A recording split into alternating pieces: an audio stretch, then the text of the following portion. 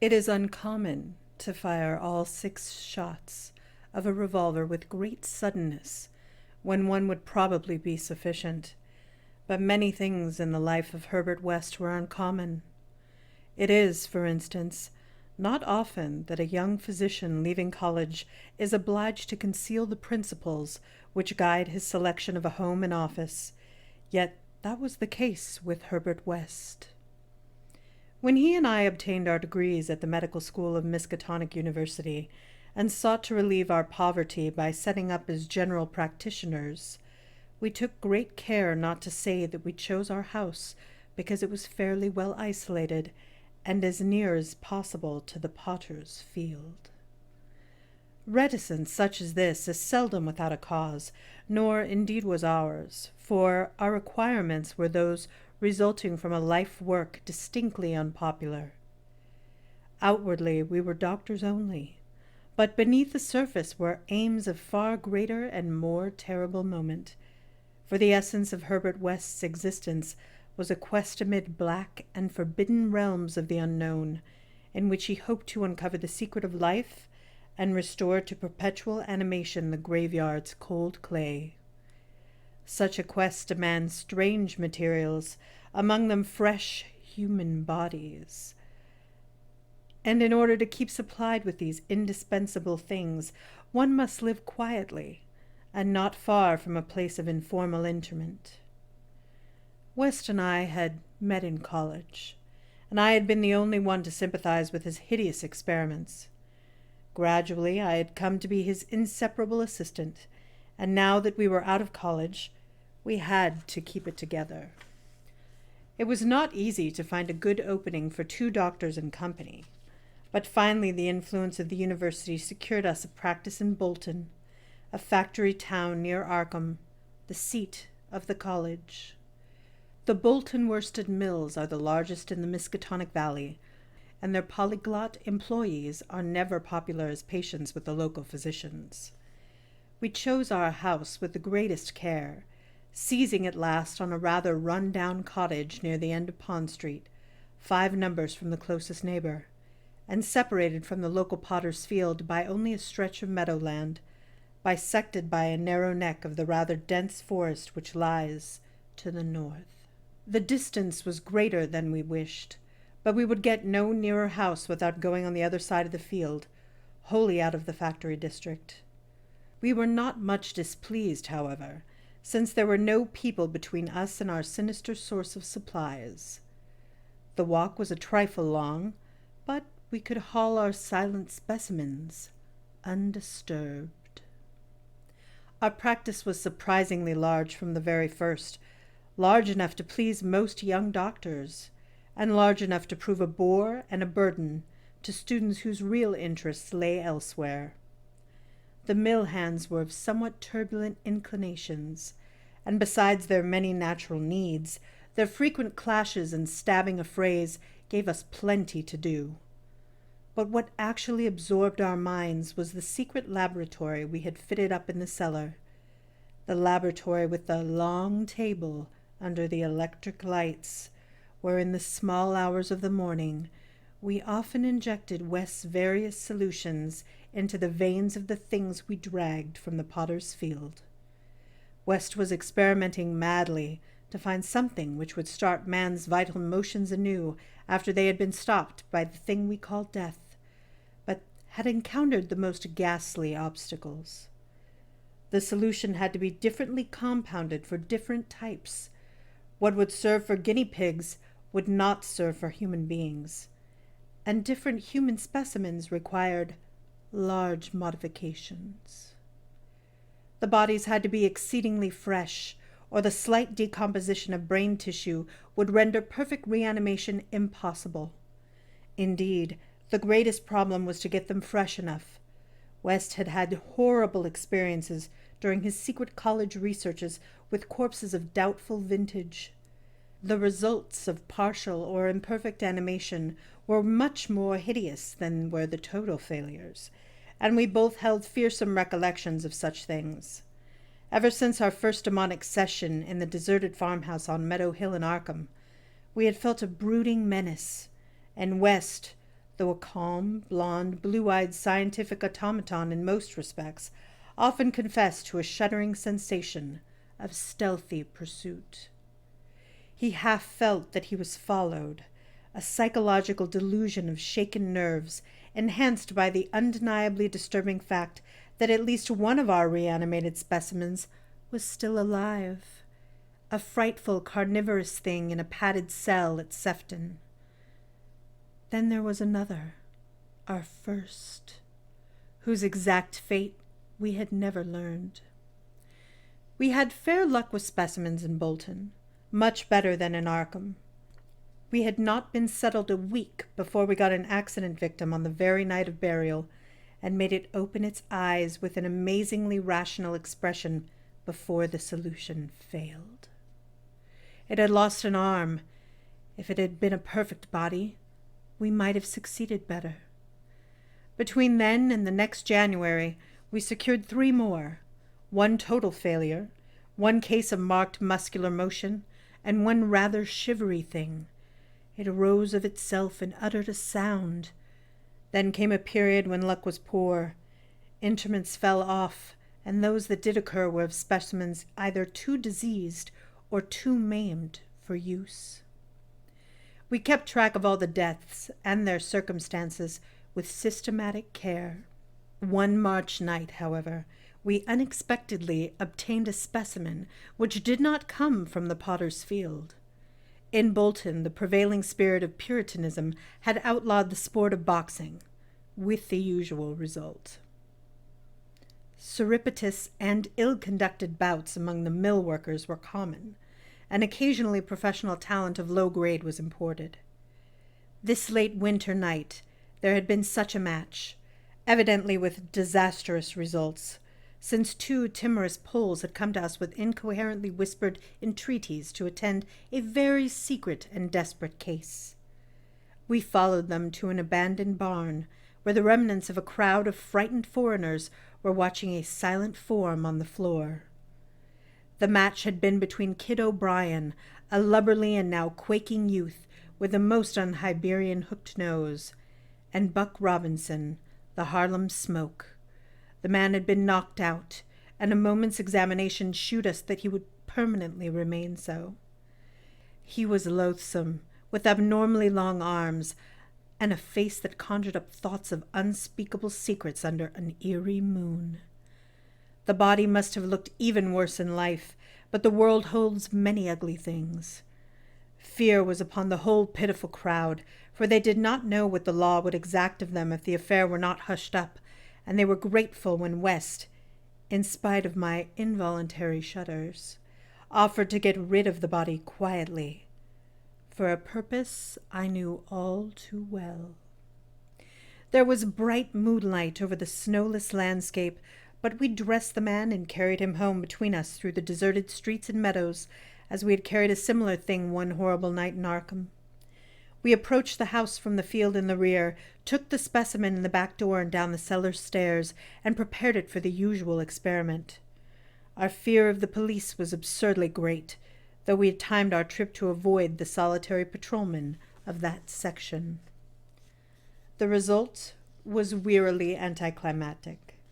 Ghastly as our prize appeared, it was wholly unresponsive to every solution we injected in its arm.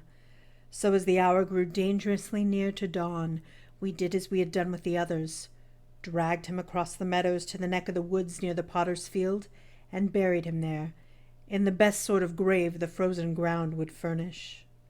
The grave was not very deep, but fully as good as that of the previous specimen, the thing which had risen of itself and uttered a sound.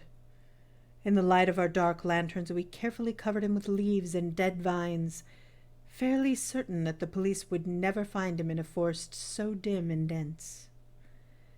The next day I was increasingly apprehensive about the police, for a patient brought rumors of a suspected fight and death. West had still another source of worry, for he had been called in the afternoon to a case which ended very threateningly. An Italian woman had become hysterical over her missing child, a lad of 5 who had strayed off early in the morning and failed to appear for dinner, and had developed symptoms, highly alarming in view of an always weak heart. It was a very foolish hysteria, for the boy had often run away before, but Italian peasants can be exceedingly superstitious, and this woman seemed as much harassed by omens as by facts. About 7 o'clock in the evening she had died, and her frantic husband had made a frightful scene in his efforts to kill West, whom he widely blamed for not saving her life. Friends had held him when he drew a stiletto, but West departed amidst his inhuman shrieks, curses, and oaths of vengeance. In his latest affliction, the fellow seemed to have forgotten his child, who was still missing as the night advanced. There was some talk of searching the woods, but most of the family's friends were busy with the dead woman and the screaming man.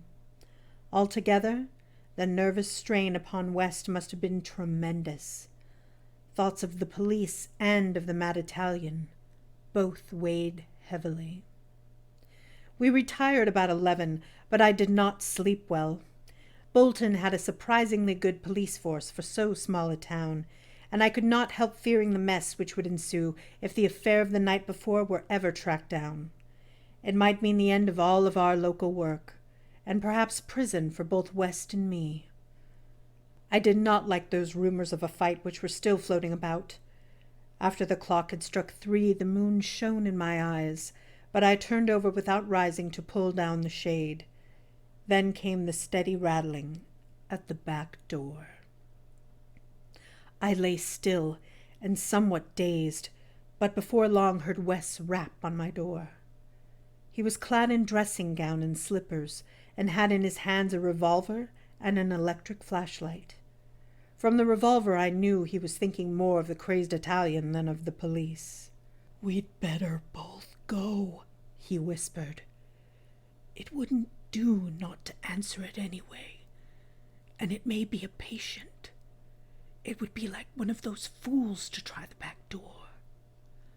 So we both went down the stairs on tiptoe, with a fear partly justified and partly that which comes only from the soul of the weird, small hours. The rattling continued, growing somewhat louder. When we reached the door, I cautiously unbolted it and threw it open, and as the moon streamed, revealing down on the form silhouetted there, West did a peculiar thing. Despite the obvious danger of attracting notice and bringing down on our heads the dreaded police investigation, a thing which after all was mercifully averted by the relative isolation of our cottage, my friend suddenly, excitedly, and unnecessarily emptied all 6 chambers of his revolver into the nocturnal visitor. For that visitor was neither Italian nor policeman. Looming hideously against the spectral moon was a gigantic, misshapen thing, not to be imagined save in nightmares, a glassy-eyed, ink-black apparition nearly on all 4s, covered with bits of mold, leaves, and vines, foul with caked blood, and having between its glistening teeth a snow-white, terrible, cylindrical object, terminating in a tiny hand. The scream of a dead man gave to me that acute and added horror of Dr. Herbert West which harassed the latter years of our companionship.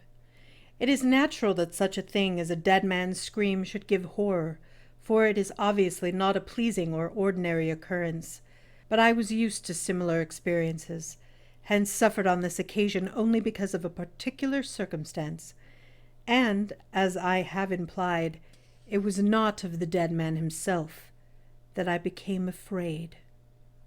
Herbert West, whose associate and assistant I was, possessed scientific interests far beyond the usual routine of a village physician. That is why, when establishing his practice in Bolton, he had chosen an isolated house near the Potter's Field.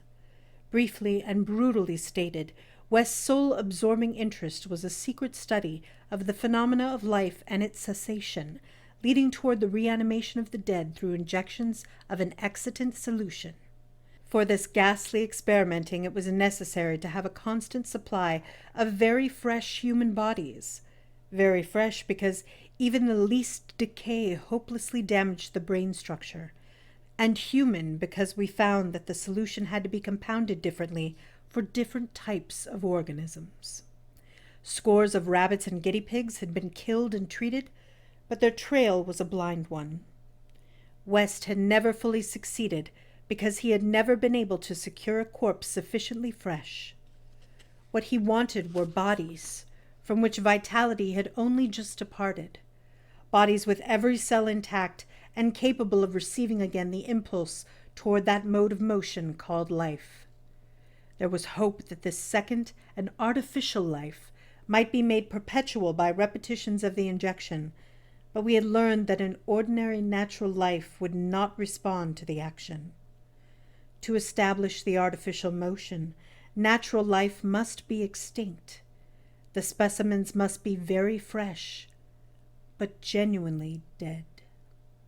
The awesome quest had begun when West and I were students at the Miskatonic University Medical School in Arkham, vividly conscious for the first time of the thoroughly mechanical nature of life. That was 7 years before, but West looked scarcely a day older now. He was small, blond, clean-shaven, soft-voiced and spectacled, with only an occasional flash of a cold blue eye to tell of the hardening and growing fanaticism of his character under the pressure of his terrible investigations. Our experiences had often been hideous in the extreme, the results of defective reanimation, when lumps of graveyard clay had been galvanized into morbid, unnatural, and brainless motion by various modifications of the vital solution. One thing had uttered a nerve-shattering scream. Another had risen violently, beaten us both to unconsciousness, and run amok in a shocking way before it could be placed behind asylum bars. Still another, a loathsome monstrosity, had clawed out of its shallow grave and done a deed. West had had to shoot that subject. We could not get bodies fresh enough to shew any trace of reason when reanimated, so had to perforce created nameless horrors. It was disturbing to think that one, perhaps two of our monsters still lived. That thought haunted us shadowingly, till finally West disappeared under frightful circumstances. But at the time of the scream in the cellar laboratory of the isolated Bolton cottage, our fears were subordinate to our anxiety for extremely fresh specimens.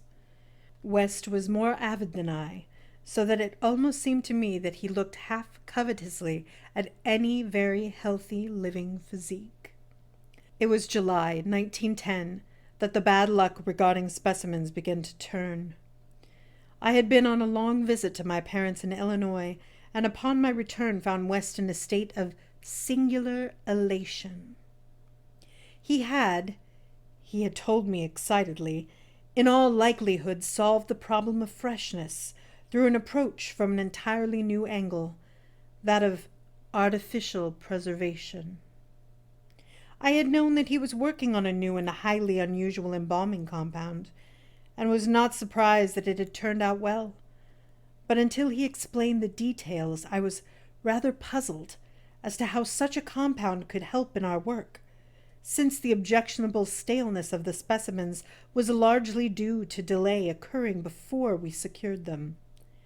This, I now saw, West had clearly recognized, creating his embalming compound for future rather than immediate use, and trusting to fate to supply again some very recent and unburied corpse, as it had years before when we obtained the man killed in the Bolton prize fight. At last fate had been kind, so that on this occasion there lay in the secret cellar laboratory a corpse whose decay could not by any possibility have begun. What would happen on reanimation, and whether we could hope for revival of mind and reason, West did not venture to predict. The experiment would be a landmark in our studies, and he had saved the new body for my return, so that both might share the spectacle in a custom fashion. West told me how he had obtained the specimen. It had been a vigorous man, a well-dressed stranger just off the train, on his way to transact some business with the Bolton worsted mills. The walk through the town had been long. By the time the traveler paused at our cottage to ask the way to the factories, his heart had become greatly overtaxed. He had refused a stimulant and had suddenly dropped dead only a moment later. The body, as might be expected, seemed to West a heaven-sent gift. In his brief conversation, the stranger had made it clear that he was unknown in Bolton, and a search of his pockets subsequently revealed him to be one Robert Levitt of St. Louis, apparently without a family to make instant inquiries about his disappearance. If this man could not be restored to life, no one would know of our experiment. We buried our materials in a dense strip of woods between the house and the potter's field. If, on the other hand, he could be restored, our fame would be brilliantly and perpetually established. So without delay, West had injected into the body's wrists the compound which would hold it fresh for use after my arrival. The matter of the presumably weak heart, which to my mind imperiled the success of our experiment, did not appear to trouble West extensively. He hoped at last to obtain what he had never obtained before, a rekindled spark of reason and perhaps a normal living creature. So on the night of July 18th, 1910, Herbert West and I stood in the cellar laboratory and gazed at the silent figure beneath the dazzling arc light. The embalming compound had worked uncannily well, for as I stared fascinatedly at the sturdy frame which had lain 2 weeks without stiffening, I was moved to seek West's assurance that the thing was really dead. This assurance he gave readily enough, reminding me that the reanimating solution was never used without careful tests as to life, since it could have no effect if any of the original vitality were present. As West proceeded to take preliminary steps, I was impressed by the vast intricacy of the new experiment, an intricacy so vast that he could trust no hand less delicate than his own. Forbidding me to touch the body, he first injected a drug in the wrist just beside the place his needle had punctured when injecting the embalming compound. This, he said, was to neutralize the compound and release the system to a normal relaxation so that the reanimating solution might freely work when injected. Slightly later, when a change and a gentle tremor seemed to affect the dead limbs, West stuffed a pillow-like object violently over the twitching face, not withdrawing it until the corpse appeared quiet and ready for our attempted reanimation. The pale enthusiast now applied some last perfunctory tests for absolute lifelessness, withdrew satisfied, and finally injected into the left arm an accurately measured amount of the vital elixir, prepared during the afternoon with a greater care than we had used since college days, when our feet were new and groping. I cannot express the wild, breathless suspense with which we waited for results on this first really fresh specimen, the first we could reasonably expect to open its lips in rational speech, perhaps to tell of what it had seen beyond the unfathomable abyss. West was a materialist, believing in no soul and attributing all the working of consciousness to bodily phenomena. Consequently, he looked for no revelation of hideous secrets from gulfs and caverns beyond death's barrier. I did not wholly disagree with him theoretically, yet held vague, instinctive remnants of the primitive faith of my forefathers, so that I could not help eyeing the corpse with a certain amount of awe and terrible expectation. Besides, I could not extract from my memory that hideous, inhuman shriek we heard on the night we tried our first experiment in the deserted farmhouse at Arkham. Very little time had elapsed before I saw the attempt was not to be a total failure. A touch of color came to cheeks hitherto chalk white, and spread out under the curiously ample stubble of sandy beard. West, who had his hand on the pulse of the left wrist, suddenly nodded significantly, and almost simultaneously a mist appeared on the mirror, inclined above the body's mouth. There followed a few spasmodic muscular motions, and then an audible breathing and visible motion of the chest. I looked at the closed eyelids and thought I detected a quivering. Then the lids opened, shewing eyes which were gray, calm, and alive, but still unintelligent and not even curious. In a moment of fantastic whim, I whispered questions to the reddening ears, questions of other worlds in which the memory might still be present. Subsequent terror drove them from my mind, but I think the last one, which I repeated, was, "Where have you been?" I do not yet know whether I was answered or not, for no sound came from the well-shaped mouth, but I do know that at that moment I firmly thought the thin lips moved silently, forming syllables I would have vocalized as "only now," if that phrase had possessed any sense or relevancy. At that moment, as I say, I was elated with the conviction that the one great goal had been attained, and that for the first time a reanimated corpse had uttered distinct words impelled by actual reason. In the next moment there was no doubt about the triumph, no doubt that the solution had truly accomplished, at least temporarily, its full mission of restoring rational and articulate life to the dead. But in that triumph there came to me the greatest of all horrors, not horror of the thing that spoke, but of the deed that I had witnessed, and of the man with whom my professional fortunes were joined. For that very fresh body, at last writhing into full and terrifying consciousness, with eyes dilated at the memory of its last scene on earth, threw out its frantic hands in a life-and-death struggle with the air, and suddenly collapsing onto a second and final dissolution from which there could be no return, screamed out the cry that will ring eternally from my aching brain.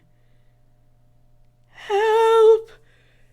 Keep off, you cursed little towhead fiend! Keep that damned needle away from